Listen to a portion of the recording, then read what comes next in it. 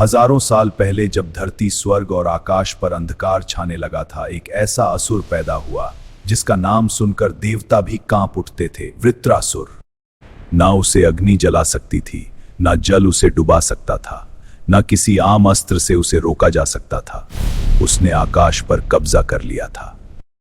नदियां सूखने लगी, बिजली चुप हो गई, बादल गरजना भूल गए। धरती पर भय था, देवता हार रहे थे। तब स्वर्ग के राजा इंद्रदेव देवलोक की सभा में खड़े हुए। उनकी आंखों में भी चिंता थी कि इंद्रदेव बोले, अगर वृत्रासुर नहीं रुका तो धर्म समाप्त हो जाएगा। तब देवगुरु बृहस्पति बोले, एक ही अस्त्र है, वज्र। लेकिन वज्र बनाना आसान नहीं था। उसके लिए चाहिए था एक महान बलिदान। ऋषि दधीची, जिन्होंने धर्म के लिए अपने शरीर तक का त्याग कर दिया, उनकी दिव्य अस्थियों से देव शिल्पकारों ने बनाया वज्र। बिजली का रूप, आकाश का प्रकोप हो, विनाश और धर्म का संतुलन। फिर आया आखिरी युद्ध। काले बादल, गरजता आकाश, टूटता हुआ देवलोक और सामने वृत्रासुर। वृत्रासुर हंसा और बोला, इंद्र,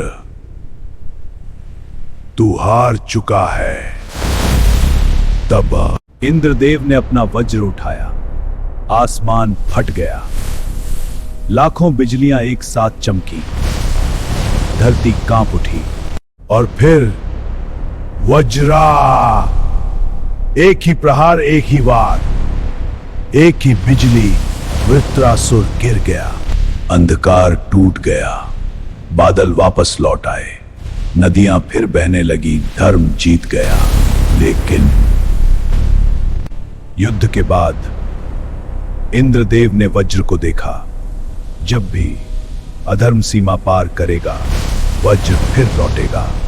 आरव एक मिडिल क्लास लड़का था। एक रात तेज बारिश, काले बादल, बिजलियों से भरा आसमान।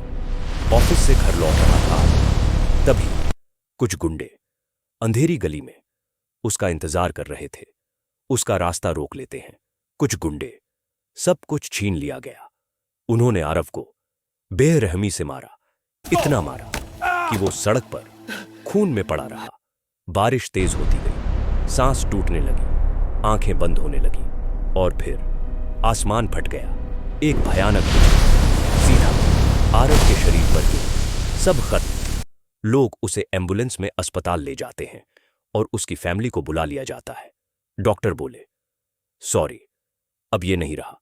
मां टूट गई, पापा खामोश हो गए, बहन रो पड़ी। लेकिन तभी हॉस्पिटल मॉनिटर फिर चलने लगा। बीप। डॉक्टर हैरान रह गए। आरव वापस उठ गया, जैसे उसके अंदर कुछ जाग गया। उस रात घर में आरव टीवी ऑन करता है और अचानक उसके हाथों से बिजली निकलती है। टीवी धमाके के साथ फट जाता है।